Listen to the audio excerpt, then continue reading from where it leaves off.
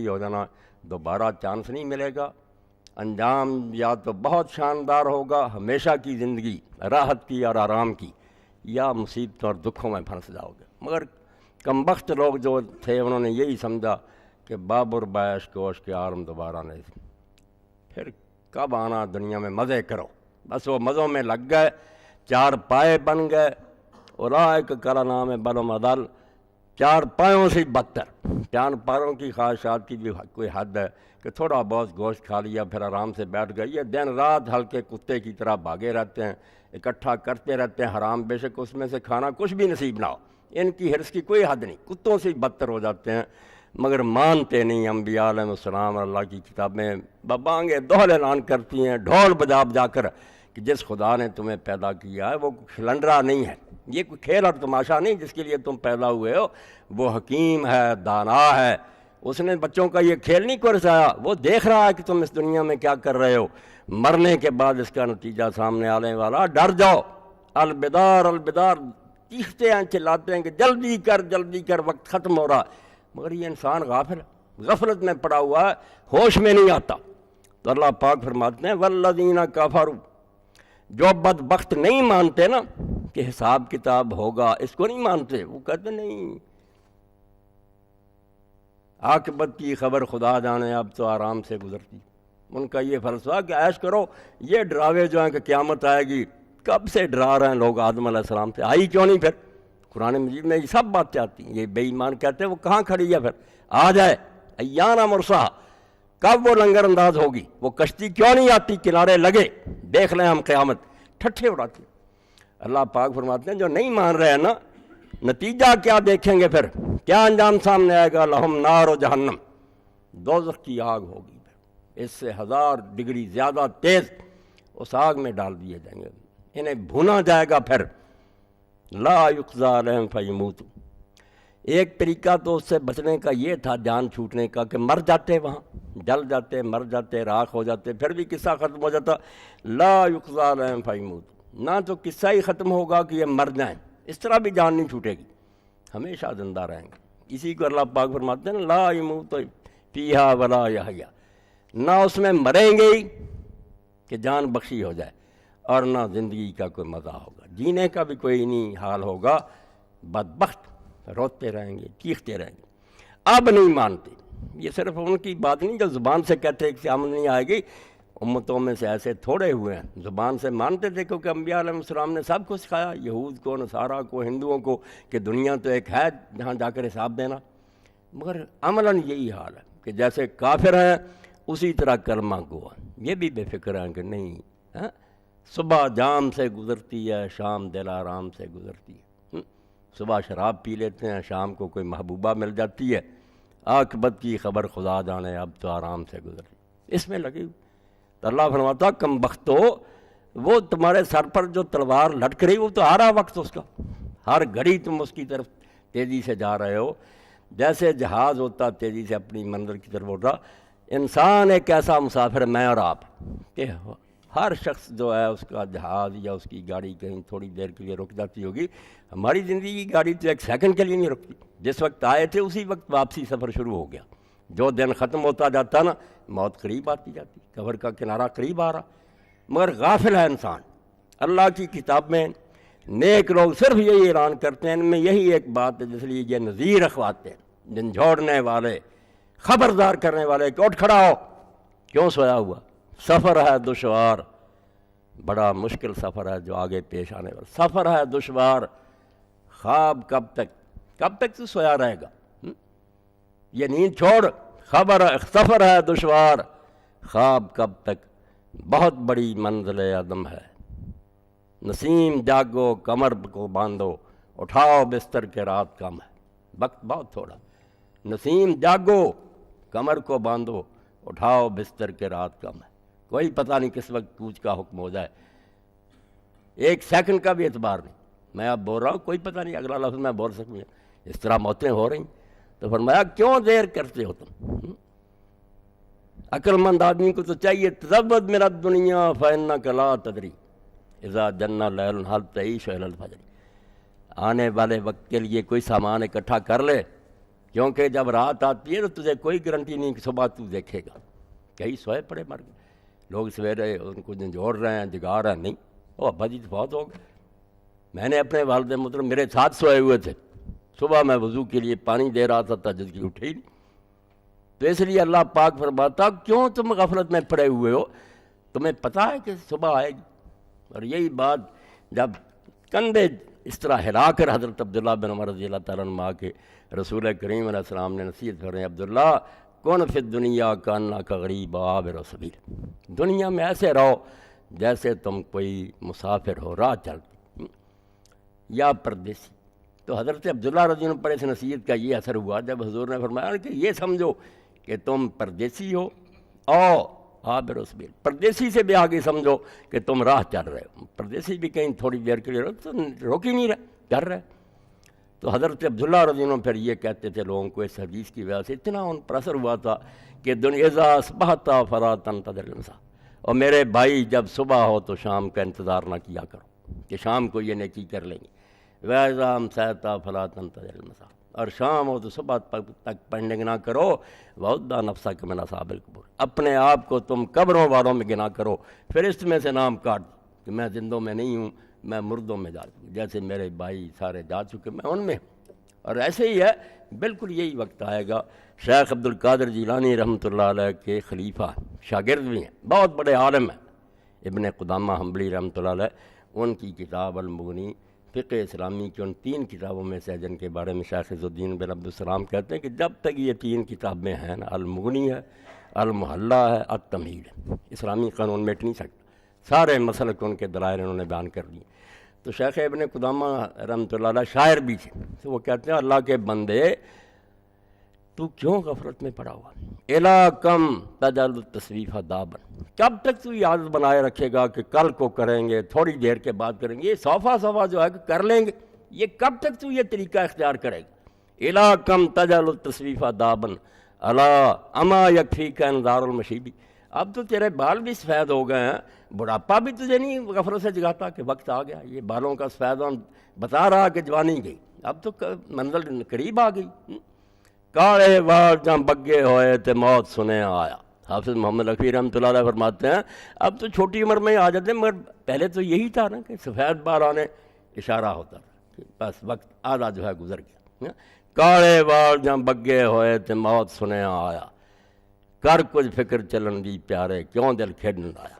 اللہ تعالیٰ فرماتے ہیں کہ نہ تو وہاں موت ہی آئے گی کہ تمہاری جان چھوٹ جائے، ولا یخفف عنہم من عذابہا، اور نہ جہنم کے عذاب میں کبھی نرمی کی جائے گی، یہ بھی نہیں کہ عذاب کبھی ہلکا ہو جائے، تھوڑی بہت چھٹی ملے، یہ بھی نہیں، کروڑوں اربوں سال گزرتے جائیں گے، بڑھتی جائے گی، زجرام سعیر، اور ایندھن اس میں ڈالیں گے، تو اس کا مقابلہ کرنے کے لیے تیار حوصلہ ہے۔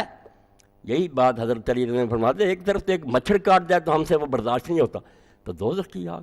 اللہ کہتا ہے جو نہیں مان رہا ہے، یہاں ان کی آنکھیں نہیں کھلتی لمبی ٹان کر سوئے ہوئے، وہ پھر سن لیں کہ وہاں نہ یہ مریں گے نہ عذاب میں کمی آئے گی، کذالک نجزی کل کفور، اور فرمایا جو ناشکرے ہیں، اتنی نعمتیں میں نے دی کہ پیدا کیا، صرف پیدا نہیں کر دیا، اتنے سامان ارد گرد بکھیر دیے کہ جس وقت جس چیز کی ضرورت ہے اس کو مل رہی، سپلائی جاری، صبح اٹھتا ہے ڈھیر سبزیوں کے دکانوں پر، فروٹ ہیں، ادھر بیوٹی پارلر ہیں، لباس ہیں، گاڑیاں ہیں، ادھر آکسیجن ہے، پانی کے ذخیرے ہیں، بادل ہیں، کتنا جہان تیری خدمت میں لگا ہوا، تجھے شرم نہیں آتی؟ دن رات یہ کارخانے تیری خدمت میں دوڑ رہے ہیں، مگر تو ایک اللہ کا حکم نہیں مانتا۔ کذالک نجزی کل کفور، ایسے جتنے ناشکرے ہیں، کتنی انگنت نعمتیں برت رہے ہیں، مگر اس کے سامنے سر نہیں جھکاتے۔ ان کا علاج پھر یہی ہوگا کہ یہ آگ میں بونے جائیں گے، وَهُمْ يَسْتَرِخُونَ فِيهَا، وہاں پھر یہ چلائیں گے، بہت فریاد کریں گے، بلند آواز سے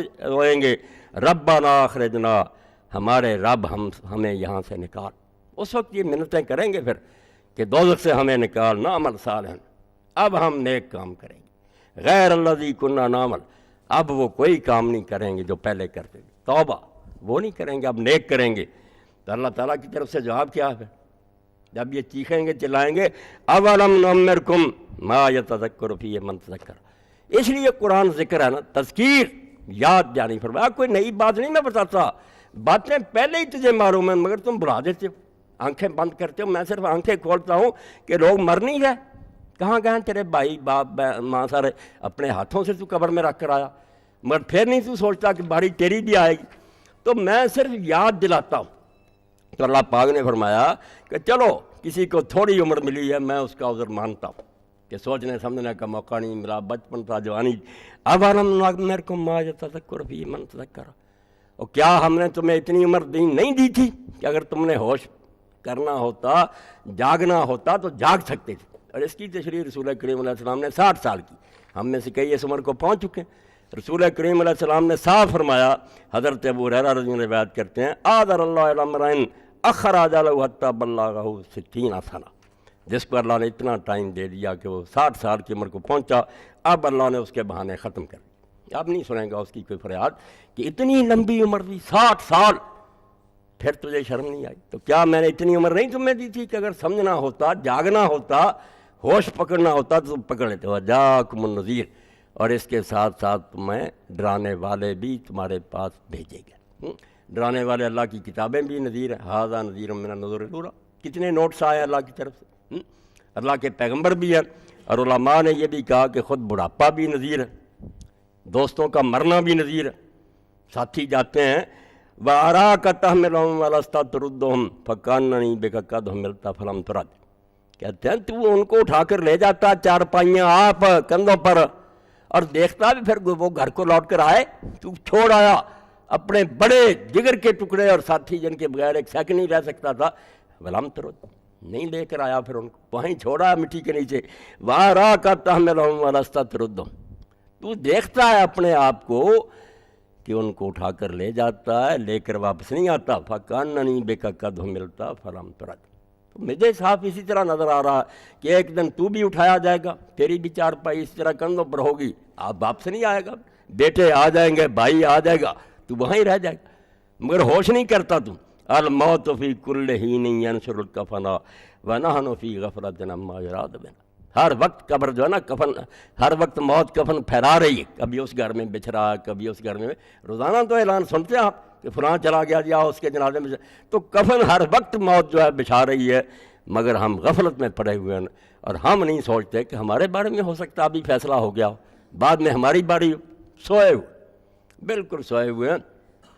اور وہی شیخ جو ابن قدامہ رحمۃ اللہ علیہ کا میں نے ذکر کیا، وہ کہتے ہیں اللہ کے بندے تو خیال کر، اما یکفیک انک کل یوم تمر بقبر خل نو حبیبی، تیرے جگانے کے لیے یہ بات کافی نہیں ہے؟ اس سے تجھے کوئی فائدہ نہیں ہوتا کہ تو روزانہ اپنے کسی بھائی اور دوست کی قبر کے پاس سے گزرتا ہے، گاڑی جا رہی ہوتی ہے اور تو دیکھتا ہے کہ وہ پاس ہی سڑک کے قبر میں لیٹا ہوا ہے، تجھے پھر بھی شرم نہیں آتی کہ وہ چلا گیا، باری تو میری بھی آنے والی؟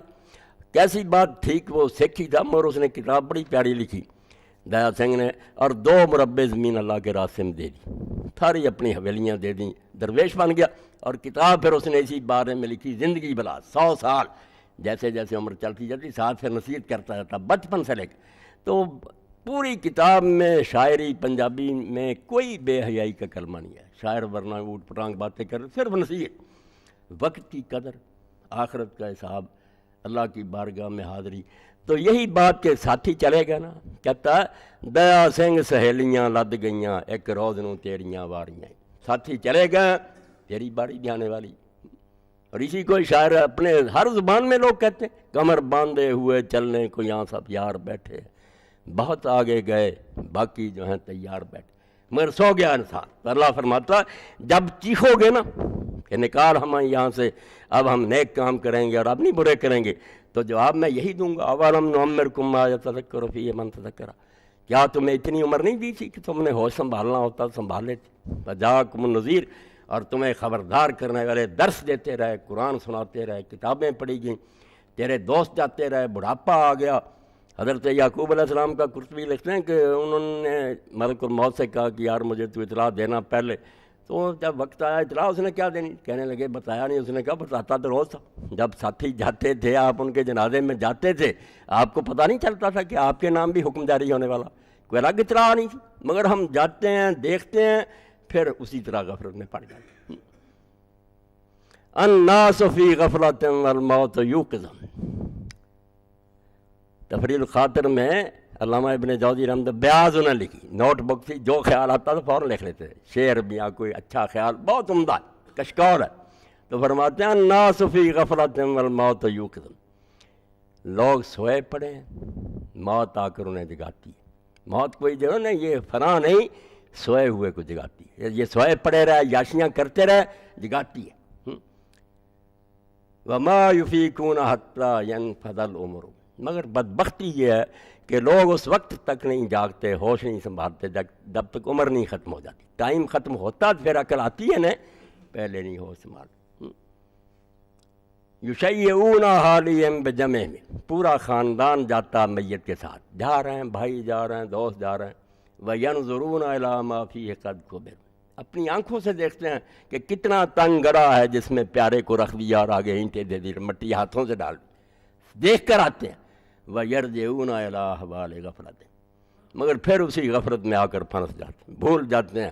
کَأَنَّهُمْ مَا رَأَوْا شَيْئًا وَلَا نَظَرُوا، ایسے ہو جاتے ہیں کہ جیسے انہوں نے نہ کوئی مردہ دیکھا ہے نہ کوئی قبر دیکھی ہے۔ کَأَنَّهُمْ مَا رَأَوْا شَيْئًا وَلَا نَظَرُوا، بالکل اسی طرح کے بیوقوف اور نادان جیسے کوئی حادثہ نہیں گزرا۔